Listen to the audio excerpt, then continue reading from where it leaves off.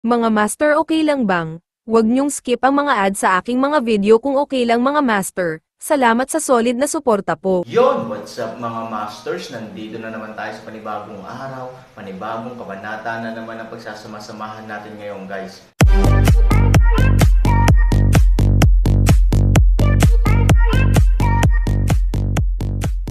Bali mga masters, kung bago ka pa lang po sa aking YouTube channel, please click the subscribe button, lalong-lalo na po yung notification bell guys, para maging connected pa rin tayo sa isa't isa at maging updated kayo sa mga susunod ko pang video. Bali mga masters, bago natin umpisahan ng kwento ay mag-shoutout po muna tayo para sa mga solid nating tagapakinig. Shoutout kay Percival Rosas. Shoutout kay Marlon Poge. Yun na nga mga masters, no? Bali hindi na ito patagalin. In 3, 2, 1, let's go! Isang grupo ng 2 tao at isang bangkay ang mabilis na nawala sa hangganan ng pamilya ni Pei. Makalipas ang halos 10 minuto, sa isang lugar sa isang malungkot na bundok. May isang butas na may mahaba at payat na pasukan, ngunit ang loob ng butas ay paikot-ikot at tuloy-tuloy, at ito ay ilang milya ang lalim. Kung may pumasok sa butas sa oras na ito, maaamoy mo ang dagwang amoy sa butas, na halos maduduwal ang sinuman. Sa pinakamalalim na bahagi ng kuweba, nakatayo ang isang malaking lawa. Puno ng dugo ang lawa, parang pinakuluan ng kung sino. Gulo si gulo ay umuusok na mainit. Sa pool, isang katawan ang nakababad dito. Sa oras na ito, lumabas ang maliit na itim na figure mula sa loob ng kuweba, at sa likod niya, may hawak siyang ilang kabataang babae na may mga lubad. Ang mga babaeng ito ay mukhang gulat, ngunit hindi sila natarante gaya ng kanilang naiisip. Sa kabaligtaran, hindi sila gaanong nag-react, dahil ang karamihan sa kanilang mga mata ay manhid, at ang kanilang mga ekspresyon ay halos isang likas na reaksyon ng hindi malay. May isip na bagamat hindi bata ang mga babaeng ito, at least nakaranas sila ng mga katatakutan na hindi pa nararanasan ng maraming tao sa kanilang buhay. Ang Little Black Shadow ay hindi nagsalita ng walang kaparirikan. Pinaihit niya ang isang matalim na talon sa kanyang kamay, pinatay ang ilang batang babae, at itinulak sila sa pool ng dugo. Ang mga kawawang babae ay hindi man lang nagkaroon ng pagkakataong sumigaw, at nagpaalam sila sa mundong ito sa isang iglap. Ang dugo sa kanilang mga katawan ay patuloy na umaagos sa pool ng dugo, ngunit ang kanilang mga katawan ay patuloy na naglalaho at natutunaw sa dugo. Sa kabilang banda, sa pagtingin sa bangkay ni Pei Hu, nagsimula itong unti-unting bumuti at naging malarosas sa proseso. Sa ilalim ng pula, ang pamilyang Pei, daan-daang milya ang layo, ay pareho sa oras na ito. Maligaya lang ang pula ng pamilya Pei. Halos masaya ang pamilya Pei. Ang mga tao sa paligid ni Pei Yuan, ang ikalimang anak, ay natural na hindi na kailangang magsabi ng marami, ang isang tao ay isang manok at isang aso ay umakyat sa langit. Maging sa kusina kung nasaan si Pei Mo, lumapit sa kanya ang mga taong minamaliit siya noon at yumuko sa harapan niya para humingi ng tawad, kahit hindi. Kung tutuusin, alam na alam nilang lahat na pagkatapos na sundin ni Pei Mo si Han Sanchen, talagang walang problema sa pagiging pinuno ng pamilya pagkatapos niyang bumalik, at maging isang pivotal figure sa pamilya Pei. Bukod dito, maaaring si Pei Yuan ang padre de pamilya, at siya ang nakatatandang kapatid ni Pei Yuan, at ang relasyong ito ay sapat na para uminom ng kaldero ang maraming tao. Sa loob at labas, hindi ito nakakabigay puri, hindi rin okay, lalo na't binubuli nila si Pei Mo noon. Gayunpaman, mukhang maganda ang ugali ni Pei Mo. Sa pagharap sa mga taong ito na nang-aapi sa kanya, hindi lamang siya nagtanim ng sama ng loob, ngunit sa halip ay tinanggap ang kanilang paghingi ng tawad at kumanta kasama sila. Gusto ko talagang magpasalamat sa iyo sa pagkakataong ito, Sanchen. Lumapit si Pei Gu na may dalang 2 baso ng alak. Actually, sa umpisa, noong na-encounter ang pangunahing lungsod ng isang krisis, talagang nag-alinlangan ako kung maling tao ang napili ko, ngunit sa katunayan, napakagaan ng pakiramdam mo sa akin. Ang pagbabalik tanaw sa aking mga hinala ngayon, talagang nakakaramdam ako ng kalokohan. Hindi mo lang ako tinulungan na patatagin ang pangunahing lungsod, ngunit tinulungan din akong ayusin ang batang si Pei Mo. Sa isang kisap mata, ang pamilyang Pei, na gumuho na sa hangin at ulan, ay nanambalik ang dating kapayapaan at katatagan, at lalo pang naging mas malakas. Panipi, lahat tayo ay magkakapatid, at ayaw ko nang sabihin pa. Lahat ito ay nasa baso ng alak na ito. Nang bumagsak ang mga salita, nanguna si Peigo sa pagtataas ng kanyang baso at ginawa muna ito bilang pagpupugay. Bahagyang ngumiti si Han Sanchen, tulad ng sinabi mo, dahil magkapatid tayo, kung ano ang dapat nating gawin, bakit tayo magpasalamat? Bukas ng umaga, babalik ako sa lungsod. Ang pangunahing lungsod ng pamilya Pei ay bumalik sa katatagan, at ang lahat ay naghihintay na gawin, kaya hindi ko na kailangang ipadala ako. Aalis ka agad. Medyo nag-aatubili si Peigo. It takes a goodbye to send you thousands of miles away. Our brothers will always meet again. Si Fulin ang nagbabantay sa lungsod, pero kung tutuusin, siya ay walang karanasan. Kung may panganib man sa oras na iyon, sana ay mailigtas siya ni Kuya Pei sa tamang panahon.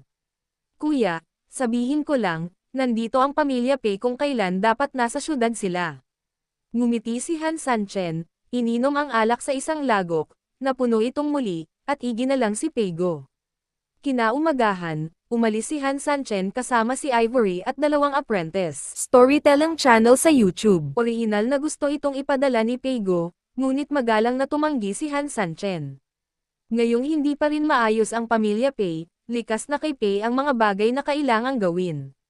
Ngunit sa paulit-ulit na kahilingan ni Peigo, nagpadala pa rin ang pamilya Pei ng isang hukbo at isang pangkat ng ritual upang samahan sila pabalik sa lungsod. Sa mga salita ni Peigo, bagaman ang dalawa ay magkapatid, hindi na kailangang magbahagi ng labis na kagandahang asal, ngunit si Han Sanchen ay isang VIP ng pamilyang Pei, at dapat na walang mas kaunti. Sa makatuwid, posible na ipasok si Jane, ngunit ganap na hindi lumiban. Bukod dito, naisip ni Han Sanchen na ang pag-alis kasama ang kanyang 2 apprentice ay talagang isang uri ng political show para kay Peigo, at mas nakakatulong sa kanya na patatagin ang sitwasyon ngayon, kaya hindi niya ito pinigilan. Pagkatapos ng paglalakbay, iniwan ng grupo ang puwersa ng pamilya Pei at pumasok sa Jilocheng. Panahon na upang mahulog sa lungsod, sa katunayan, ito ay mapayapa sa mahabang panahon. Gayunpaman, hindi kailanman nang ahas si Fulin na magpahinga kahit kaunti. Ang mga depensa ng lungsod ay palaging malakas at abnormal, at ang mga bantay ay hindi tumigil. Nang dumating ang koponan ng PGLE upang tumugtog ng musika, ang grupo ng mga tao na dapat ay nahulog sa lungsod ay ganap na nabaliw. Ito ang pinuno ay bumalik. Hindi ko alam kung sino ang sumigaw, at sa sumunod na segundo, ang mga pintuan ng lungsod na dapat ay bumagsak sa lungsod ay bumukas, at kaagad, ang lahat ng mga tao na dapat ay nahulog sa lungsod ay kumulo. Sina Nengyo, Moyang at iba pa ay nagmamadaling lumabas ng city gate ng personal. Fuck, what did I say? Sabi ko walang ingat ang pamilya Pei, pero mapagkakatiwalaan pa rin sila. Babalik ba ang 3,000? 3,000, mabuti ang pakikitungo sa iyo ng mga tao ng pamilya Pei, tama. Nakikita mo na nasa mabuting kalooban ka, dapat. 3,000, kumusta ang kalusugan mo? Kumusta ang recovery mo? Kung hindi, huwag kang panghinaan ng loob. Bagamat hindi tayo talentado, napag-usapan natin ito. Sa hinaharap, anuman ang mangyari, tatayo kami sa iyong harapan. Kung gusto mong masaktan, tapakan mo muna ang aming bangkay. Nakikinig sa mga salita ng lahat, bahagyang ngumiti si Han Sanchen. Si Ivory ang unang nagsalita, kayong mga lalaki, huwag mag-alala, ang pamilya Pei ay tinatrato kami ng napakahusay, at si Sanchen ay hindi lamang nasa mabuting kalusugan, ngunit ganap na naayos din. Ang nakakagulat lang ay bahagyang nasugatan si Ziching at kailangang magpahinga sandali. Ano? 3,000 ang bawi. Aalis na ako, okay lang ba? Ang isang malaking grupo ng mga tao ay humingi ng mga himala, ngunit pagkatapos na pag-isipan ito ng mabuti, tila si Han Sanchen ay talagang mukhang walang nangyari. Sige, ibalik mo muna si Ziking. Ikaw naman, kung talagang masaya ka, magkakaroon kayo ng malaking salo-salo sa gabi at sama-sama kayong magsaya. Ngumiti si Ivory. As per your order, Mrs. Alliance Leader. Anong ginagawa mo? Papasukin mo sila. Isang grupo ng mga tao ang nagtawanan at nagkagulo, at bumalik sa lungsod ng ganito. Ang lungsod ay puno ng kagalakan. Pagkatapos ng lahat, bumalik si Han Sanchen. Sinasabing umiinom sa gabi, ang mga lalaking ito ay hindi nakapagpigil sa hapon, at kinuha nila si Han Sanchen at nagsimulang uminom ng diretso. Isang grupo ng mga taong nag-uusap at nagtatawanan, hindi ito masigla. Ivory ay sumulyap sa kanila, at nagkataong nagtagpo ang mga mata ni Jiang Ho Bai Xiaosheng. Sinabi ng Intuit ayon kay Ivory na dapat may sasabihin sa kanya si Jiang Ho Bai Xiaosheng. Nakahanap ng dahilan si Ivory upang tumayo at pansamantalang umalis, at sa loob ng ilang sandali, sumunod na mabuti si Jiang Ho Bai Xiaosheng. Nagkita ang dalawa sa likod ng maliit na garden. Masayang-masaya akong marinig na maayos si San Chen. Ayokong masira ang kapaligiran ng lahat sa oras na ito, kaya tumingin si Jiang Ho Bai Xiaosheng kay Ivory at humingi ng kanyang opinyon. Magsalita ka ng diretso. Tumanggaw si Su Yingxia. Ang sitwasyon ni Qin Shuang ay hindi masyadong optimistiko. Umiling si Jiang Ho Bai Xiaosheng, matagal na siyang nakoma. 3 araw na ang nakalipas, halos kalahating patay na siya. Sa tingin ko, kung magpapatuloy ito, natatakot ako. Hindi umimik si Jiang Ho Bai Xiaosheng, alam din ni Ivory ang sasabihin niya. Gusto mo bang ipaalam ang 3,000 ngayon? Tanong ni Jiang Ho Bai Xiaosheng. Si Ivory ay medyo nalilito din sandali, hindi alam kung ano ang gagawin.